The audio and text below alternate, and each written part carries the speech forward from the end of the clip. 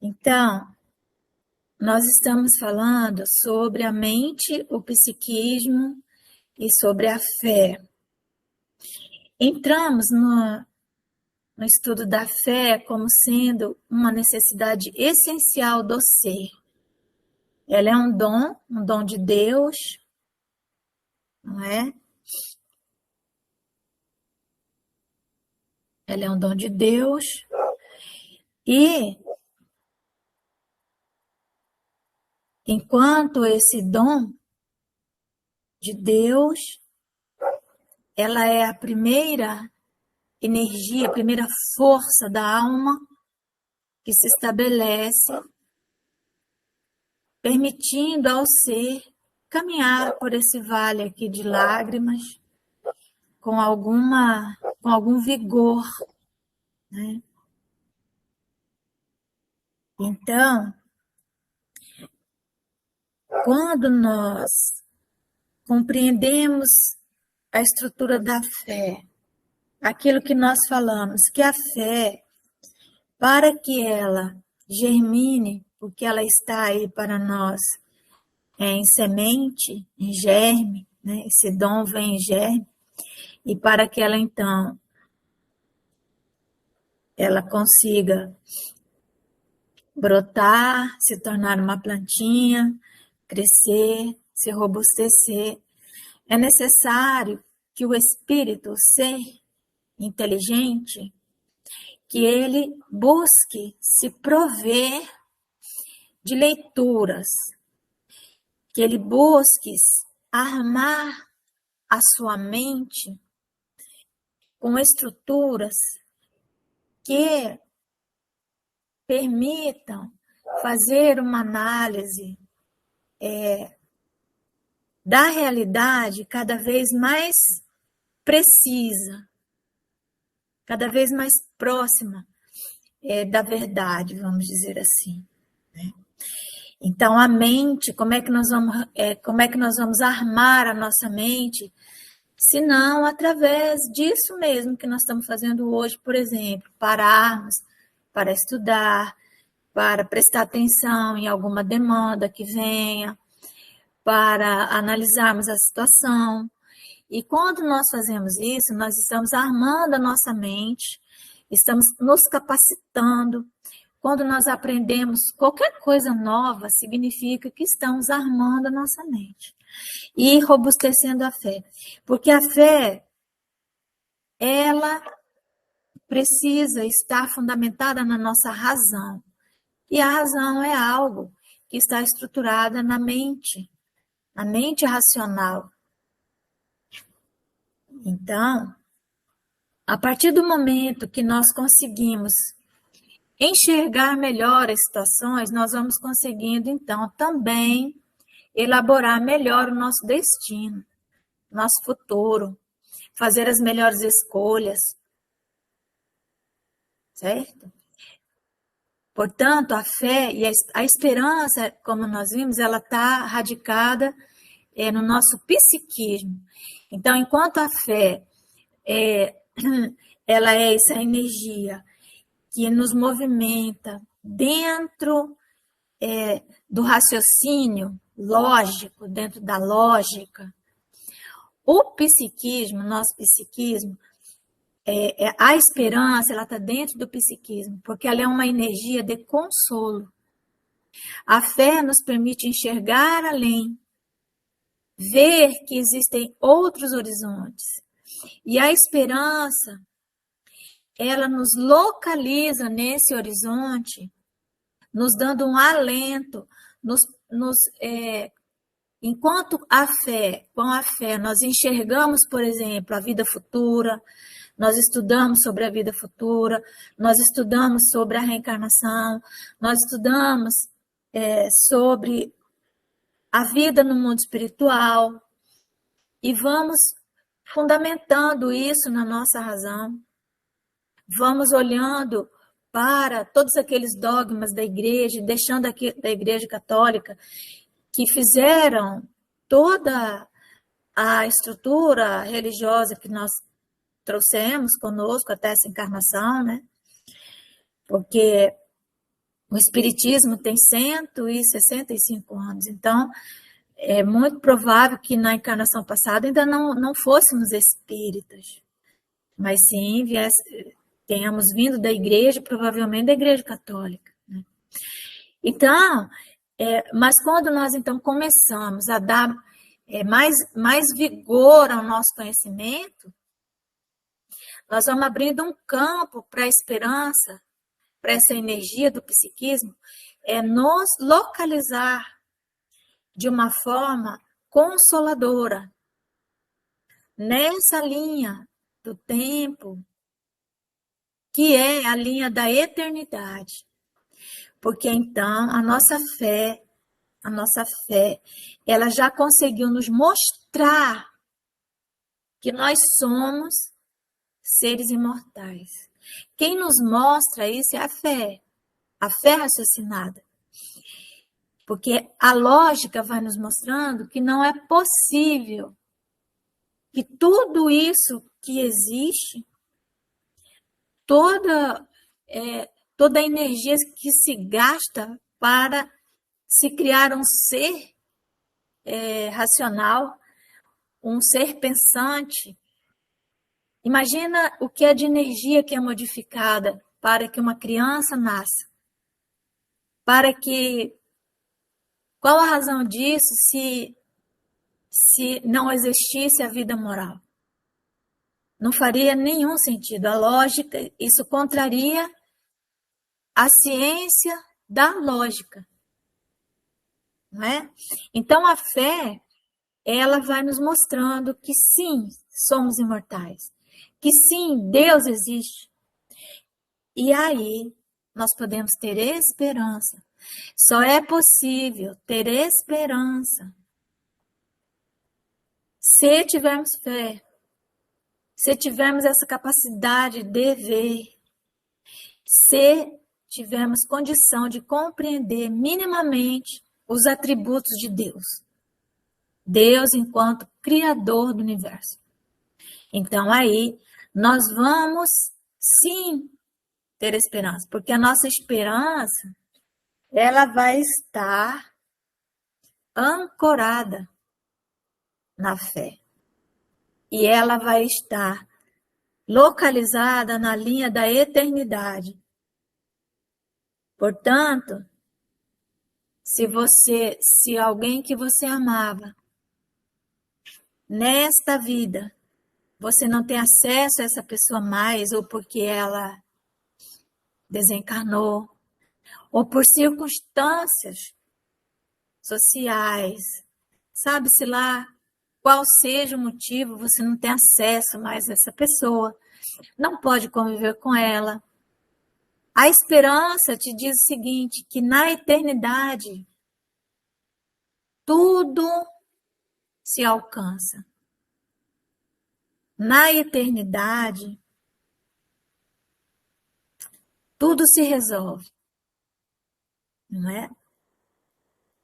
Na eternidade não existe nenhuma dificuldade que não encontre sua solução, seu soluto, aquilo que vai permitir que aquela energia anterior, que era uma energia de dor, que ela possa se dissolver e então se transformar numa energia saudável, numa energia que vai nos permitir caminhar cada vez mais.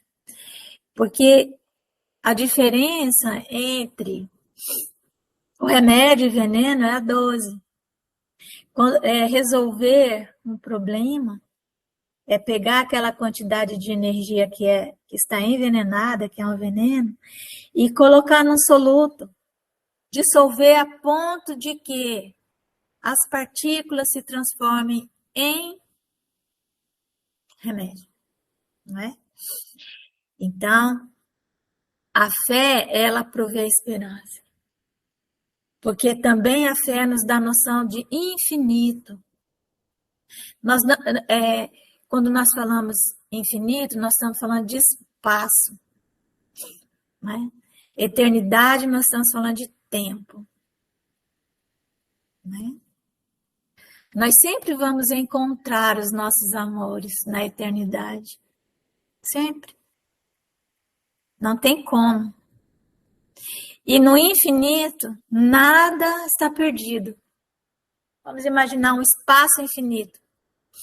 Se você perdeu uma caneta, mas se você não vai se desesperar, porque você perdeu dentro da sua casa, você vai falar assim, ela está dentro de casa, está em algum lugar, né, dentro de casa. Então, o infinito é a nossa casa. Então, nós falamos assim, eu vou encontrar isso que eu perdi em algum momento, por causa que eu estou raciocinando, né? A minha fé, ela está fundamentada na minha razão e eu estou raciocinando com essa linha da eternidade, do infinito. Tá certo?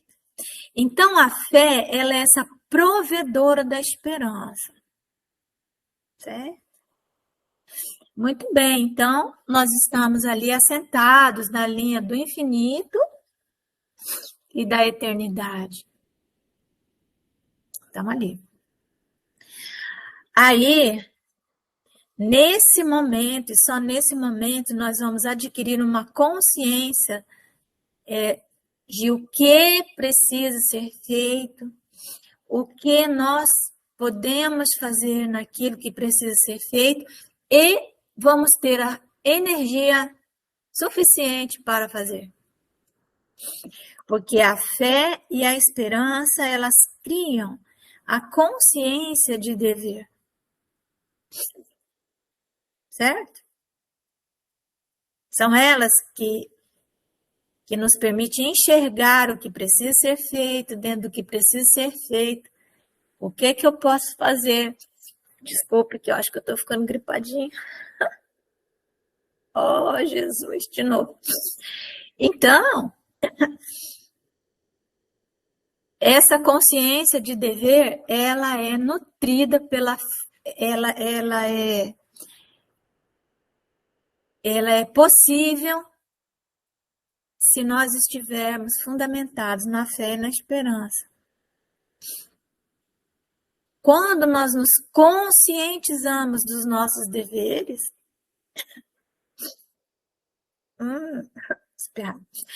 quando nós nos conscientizamos dos nossos deveres, essa consciência de dever, a gente olha e fala, isso aqui tem que ser feito, preciso fazer.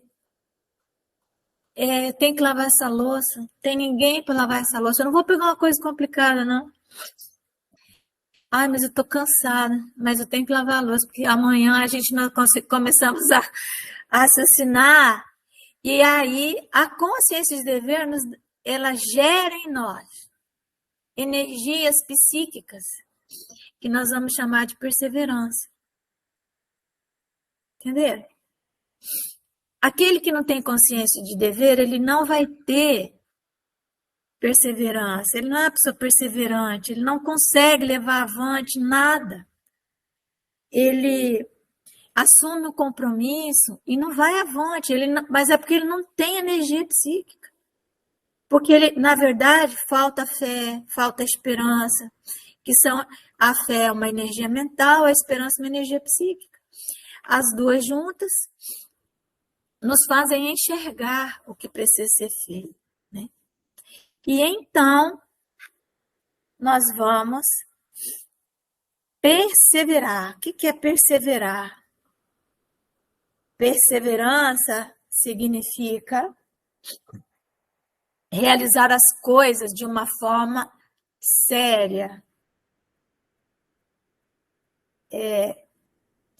Per significa mais, né? Isso aqui é um prefixo, significa mais, per. Sempre falo, perdoar, doar mais, né? Permanganato, tem o manganato, tem o permanganato. Tudo que é per na química significa que ele tem algo a mais. Entendeu? Então, a perseverança significa ser mais severo ser mais contrito. Não é severo no sentido de ser uma pessoa brava, rigorosa. Não é isso. Não é isso. A perseverança, ela significa que você vai realizar o seu dever, ó, olha aqui. Nós, a fé e a esperança, criar em nós a consciência de dever, e essa consciência vai gerar energia suficiente para nos dar perseverança, para que nós possamos lavar aquela louça de uma forma correta, séria, sem brincadeira. A perseverança é aquela energia psíquica que nos diz que esse trabalho precisa ser feito e que eu tenho que estar concentrado nele.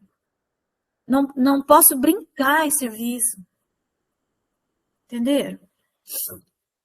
Pode brincar em serviço. É a perseverança que faz isso.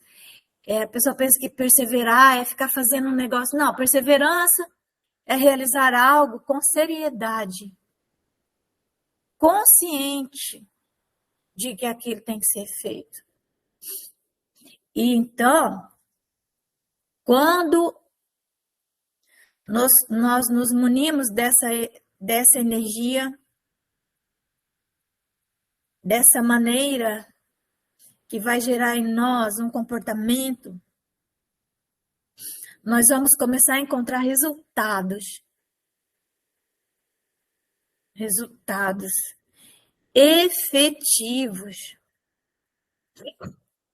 A nossa ação, ela vai ter efetividade no meio onde nós estamos. Efetividade significa impacto onde estamos. Resultado, né? Então, tinha ali aquela louça para lavar, você vai, você lava aquela louça, deixa tudo bonito.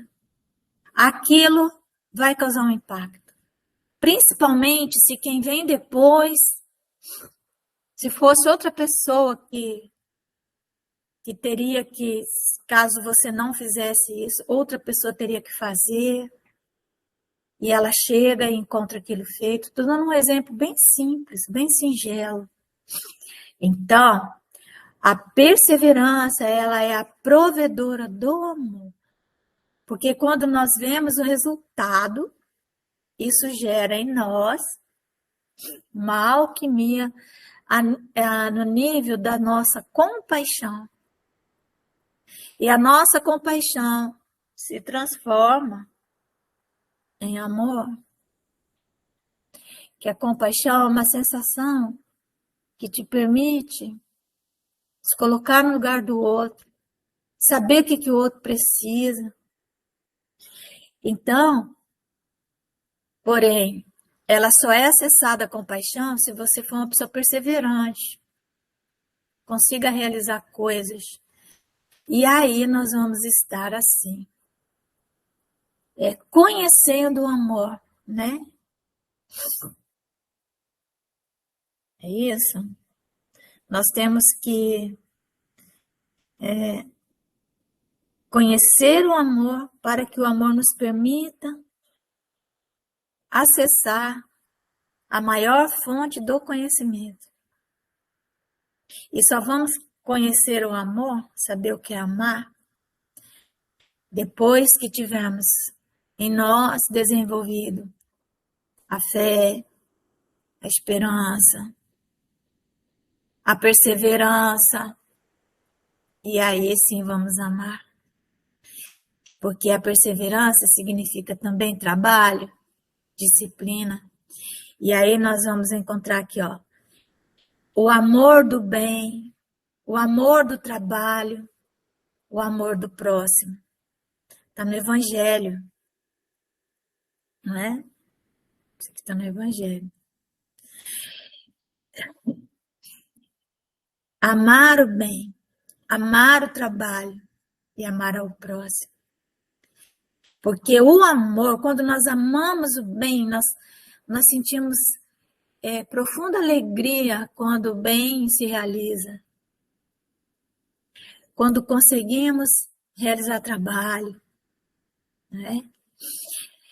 E amar ao próximo. Então, o amor, ele é o gerador da consciência mais cósmica que nós podemos ter, que é a consciência de caridade, certo? Então, a esperança e a fé sustentam a caridade, por isso que é assim, ó. A fé, a esperança e a caridade, certo? Porque é um caminho.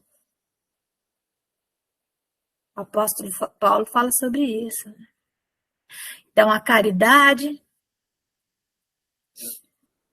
é um nível de consciência em que desejaremos o bem para todos, seremos indulgentes para com as imperfeições alheias, estaremos aptos a perdoar, né, todas as ofensas que contra nós seja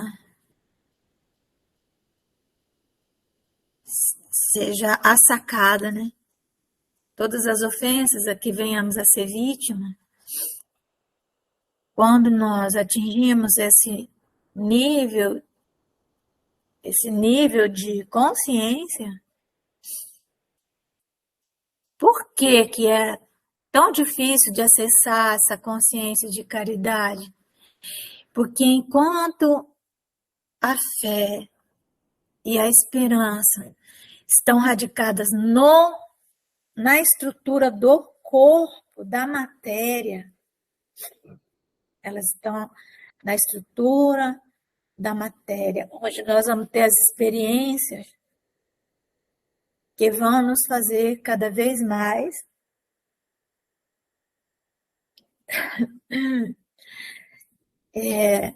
superarmos os níveis das sensações mais grosseiras, depurarmos as nossas sensações, chegarmos até o nível da compaixão e então, finalmente, encontrarmos o amor. Porque a caridade ela já não está mais nessas estruturas do corpo. Ela está radicada no espírito imortal. A caridade, ela é o encontro definitivo do homem com Deus. Por isso, fora da caridade não há salvação. Significa que não há saúde ainda. Nós não estaremos aptos a ter a vida eterna. Lembra que a gente leu lá? Talvez por essa razão a gente releu, né? Que aquele que consegue abandonar pai, mãe, mulher, filho, a própria casa, por amor a Deus, né? Esse, no século vindouro, terá encontrado a vida eterna. É porque a pessoa que atingiu esse nível, ele já ultrapassou toda a dimensão dos interesses materiais, né? Então, nós vamos entrar nesse nível de consciência, que é a consciência de amar a Deus e de ser amado por Deus. Porque essa consciência de caridade, ela nos dá lucidez para reconhecermos Deus em tudo e em todos, na sua criação, na sua natureza. E então amar, porque Deus só pode ser amado através daquilo que nós podemos ver, a sua criação. Né? Mas não só amar a Deus, ser amado por Deus. E aí está a fonte geradora da felicidade. O homem que ama a Deus e que se sente amado por Deus, esse homem é um homem que encontrou felicidade. É só aí que nós vamos encontrar felicidade. Porque você se descobre filho de Deus. Você se descobre seguro, não tem mais ansiedade, não tem mais medo. Porque Deus é o meu Pai. Deus me ama. Então, nada poderá me acontecer de mal, né? E aí nós vamos lembrar das questões 920 a 925 do Livro dos Espíritos, que vai falar da felicidade na Terra, de que Jesus fala, né? A felicidade não é desse mundo. Porque lá está, né? Se você consegue abandonar aquilo que te é mais caro, que é a sua família, sua casa, né? Sua mulher, seus filhos, por amor a Deus, significa que você compreendeu tudo. E que então você já não pertence mais a esse mundo. E nessas questões, falando sobre a felicidade, Allan Kardec vai perguntando como que nós podemos, pelo menos relativamente, ser felizes nesse mundo, né? E então, na questão 922, essa questão, ela é, você decorar ela, eles nos respondem o seguinte, que na Terra, a felicidade com relação à vida material é a posse do necessário. Sabemos reconhecer o de que necessitamos verdadeiramente. Por isso que a fé nos permite ver o de que necessitamos de verdade e não aquilo que é o supérfluo, aquilo que nós ficamos justificando para nós mesmos, não é? Então, com relação à vida material, a posse do necessário, um conforto básico que a civilização nos permite, não é? Alimentação adequada, e, enfim, é isso que nós precisamos para ser felizes. Porque se nós começarmos a demandar demais, a estabelecermos para nós excesso de necessidades, né, que já extrapolam aquilo que é o necessário, normalmente é uma incapacidade de enxergar o que é o necessário. Então, a pessoa vai cada vez querendo mais. Então, ela tem que trabalhar mais, não é? Ela tem que se submeter mais a tantas intempéries, muitas vezes, para ter uma tranquilidade lá na velhice, não é? Então, essa pessoa não consegue ser feliz, porque ela está sempre ansiosa. E aí eles continuam com relação à vida moral, é a consciência tranquila e a fé no futuro. Então, a fé que nos permite ver a eternidade e ver que na eternidade tudo se realiza, né? Então, nós vamos parando por aqui, porque já já vou começar a tossir muito. E isso aqui que nós vamos, na nossa próxima conversa, nós vamos falar sobre a importância de formar no cérebro, gente, na estrutura mais material que nós temos, não estou falando nem da mente, estou falando do cérebro. Um conceito de espiritualidade que seja estruturado, que tenha estrutura. Não é aquele conceito de espiritualidade que é abstrato demais, que nós trazemos da Igreja Católica, porque é o paraíso. Mas como que é esse paraíso? Não é? Como que é esse paraíso? Que jeito que é isso? Então, formar no cérebro esse conceito, que tenha uma estrutura real, que tenha significado, que tenha significância na nossa vida, tá bom? Mas nós vamos